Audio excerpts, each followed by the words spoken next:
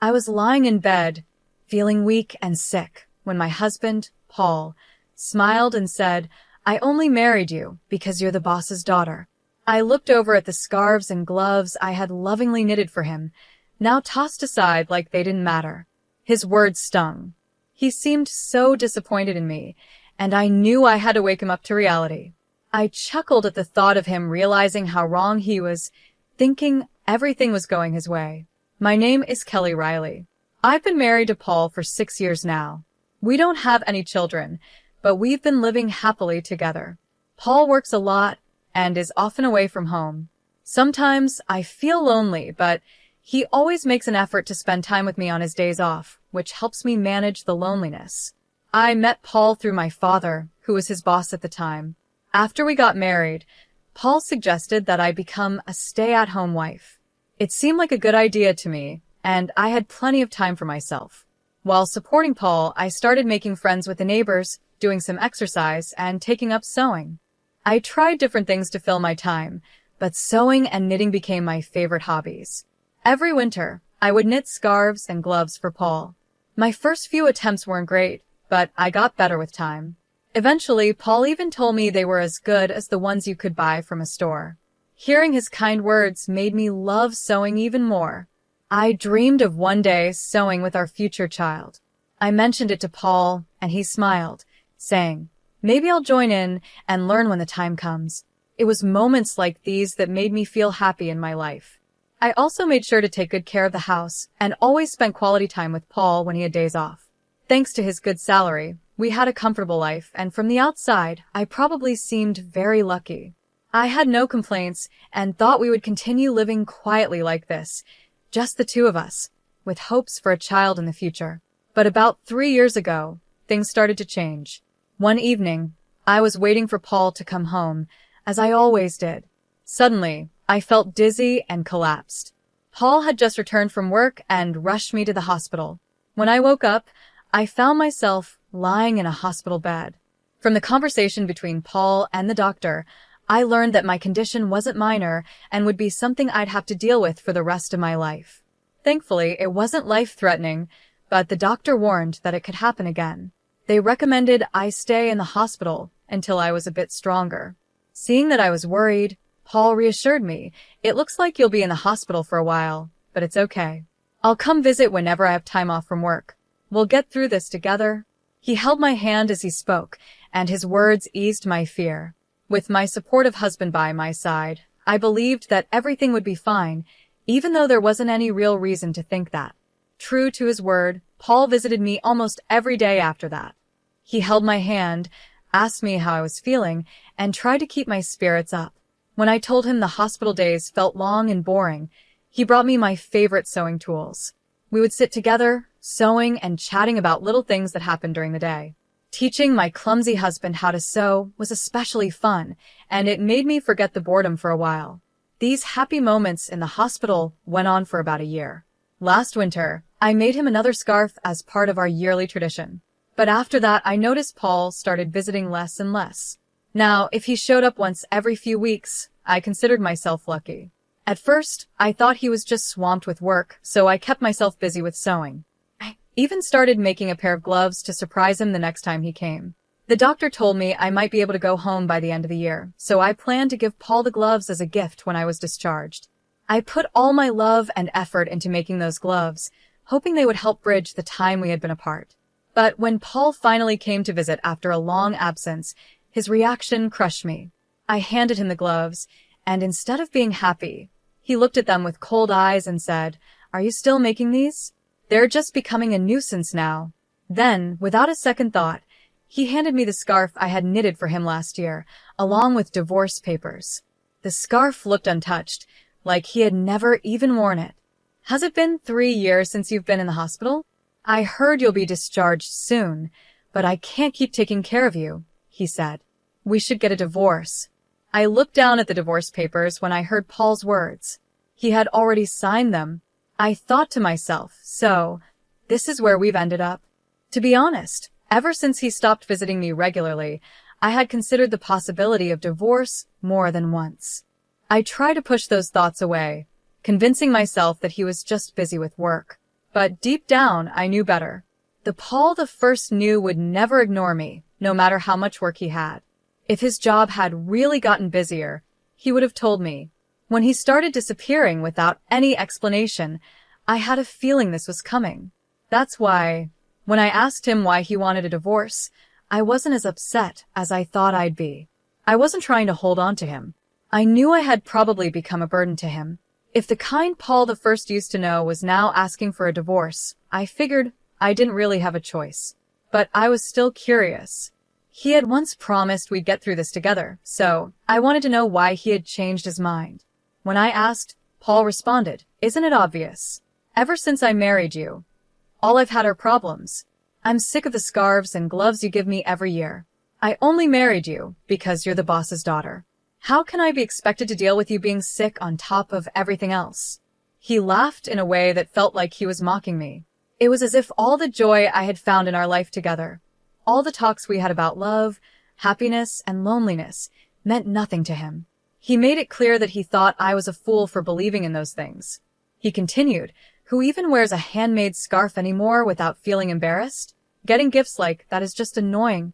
As I listened to him, I glanced at his neck and noticed a high-end scarf I didn't remember giving him. Compared to the scarves I made for him, this one was obviously of much better quality. There was no point in comparing mine to that one. It made me wonder if he had ever actually worn any of the things I made for him. He must have hated them all along, and I just never realized it. After I was hospitalized, my father retired from the company shortly after. That meant Paul no longer had to pretend to care about me to stay in my father's good graces. Plus, having a sick wife might have been a convenient excuse for him at work. In the first year of my illness, he made a big show of visiting me whenever he could, balancing work and showing concern for me. I could easily imagine my father, before he retired, praising Paul at work, saying how hardworking he was while also taking care of his sick wife. Paul had built this image of being a caring husband, and his co-workers respected him for it. But now, it seemed that once my father retired, Paul didn't see any value in me anymore. The part of me that had once been useful to him had been realized, and now he no longer needed me. When I shared my thoughts, feeling sick inside, my husband looked surprised. Then he casually admitted, "Well, it did make work easier. When I mentioned you, everyone felt sorry for me and treated me well. If I worked a bit of overtime, they praised me for being responsible. And if I wanted time off, all I had to say was, 'My wife is sick.' And that was it." He said all of this without a hint of regret. He had used my illness to his advantage in ways I had never noticed. "As for the promotion I'm up for," he continued, "I mean, the others are idiots, but I do have to thank your illness for that." I listened quietly with my head down. When I finally looked up, I saw a smug grin on his face. The man I once loved was gone, replaced by someone I didn't recognize. This was his true self. "Well, if I was able to help you, I guess that's good," I said. "We probably won't see each other again, so take care." I handed him the divorce papers. He had no more use for me after that, and quickly turned to leave. And just like that, our divorce was final. After he left, I cried softly to myself. After some time, I was discharged from the hospital and went back to my parent house. When my father heard what had happened, he was furious. "I never thought he could be that kind of person," he said, his voice raised. But for me, it didn't matter anymore. I calmed my father down and told him that once I cleaned up the house, I wanted to move back in with my parents. They understood and told me to do whatever made me happy. For now, I decided to live with them.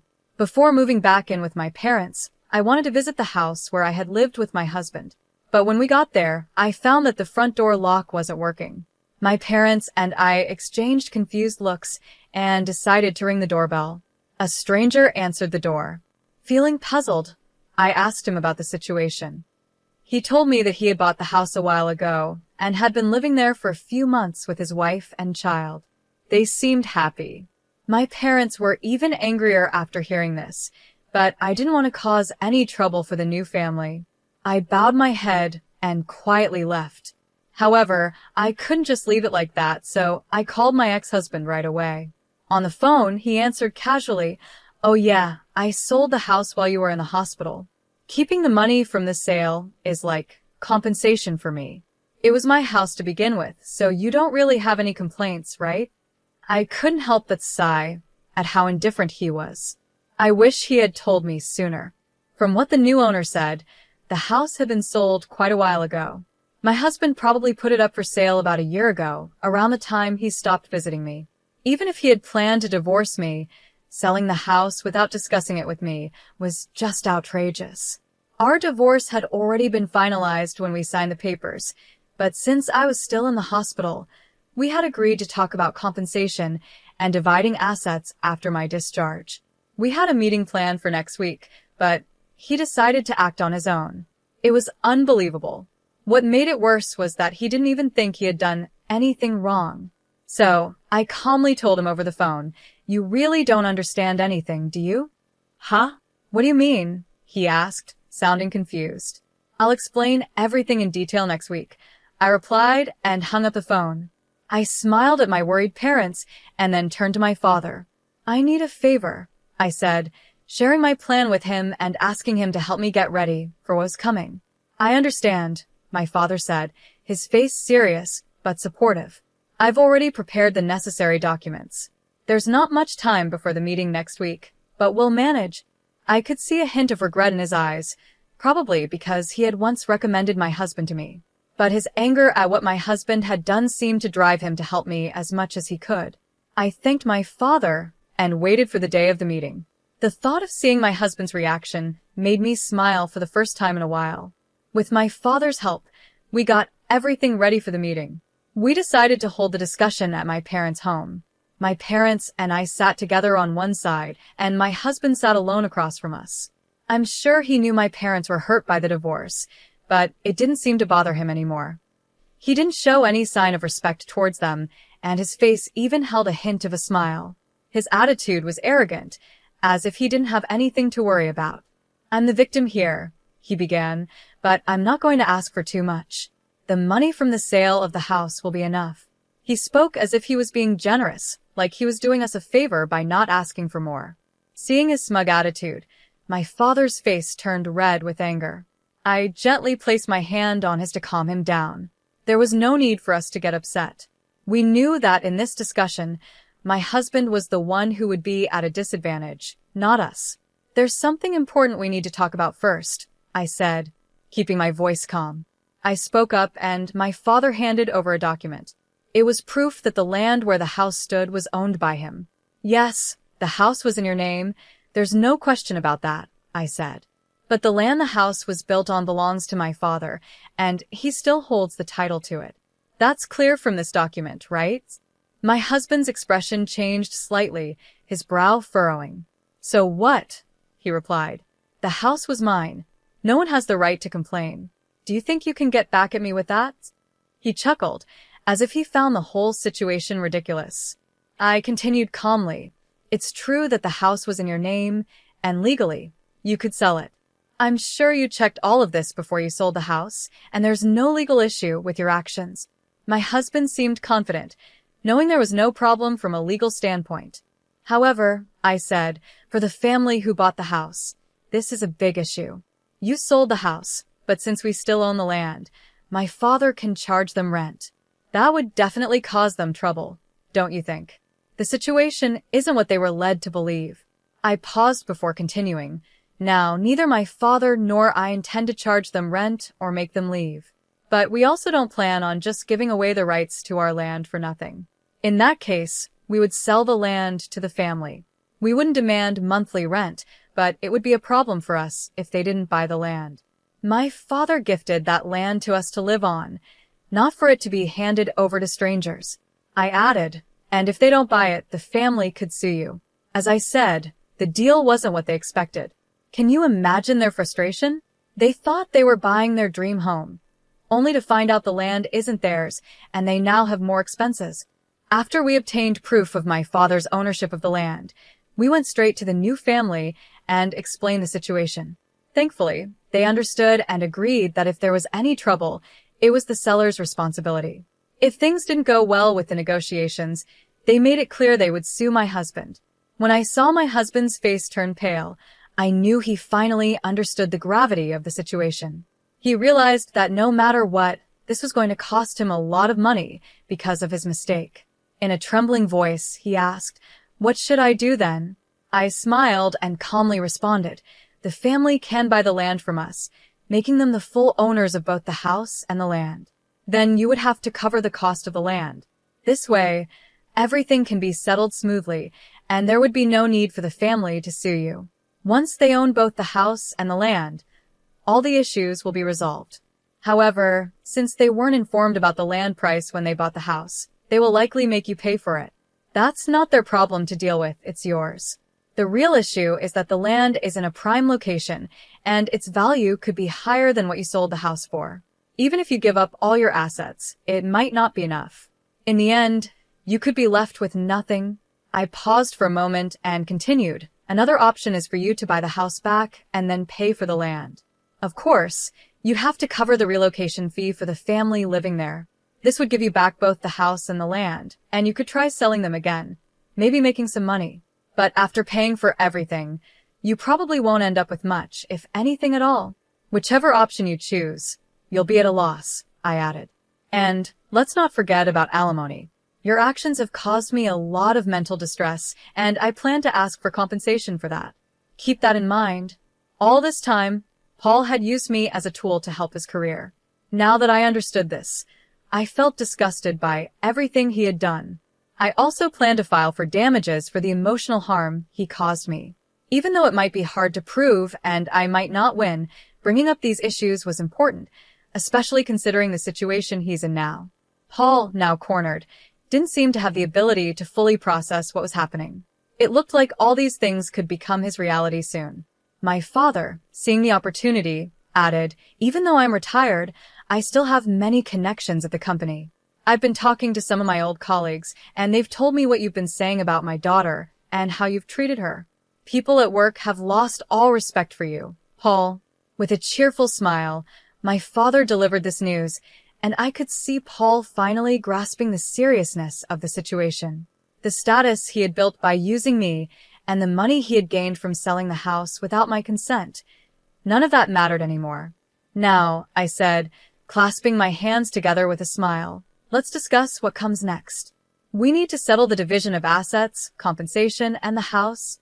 The smile I gave him now was different from any smile I had shown him before. This time, I was smiling more brightly than I had in a long time, feeling a sense of relief and power since our separation. "I hope you understand that your assets will be decided in this meeting," I continued. Paul could only force a laugh, but tears filled his eyes. The negotiations that followed were in my favor. Paul agreed to pay me alimony, and we also settled that he would pay for the land where the house stood. We later explained everything to the family who had bought the house, and in the end, everyone benefited from the agreement, except Paul. He lost everything. The rumors my father had started spread throughout the company, causing Paul to lose his reputation. His expected promotion was delayed as upper management raised concerns. The rumors continued, and soon Paul had no place in the company. My father later informed me that Paul had resigned. I guess you could call it karma. Things gained through using others can disappear just as easily when someone decides to take action. As for me, I'm now living with my parents and running a sewing class. While my classes aren't packed, I've managed to earn a decent income thanks to the support of neighborhood women and children who attend. Even though I never had the chance to sew with my own children like I once dreamed of, I've realized that sharing what I love with others brings me real happiness.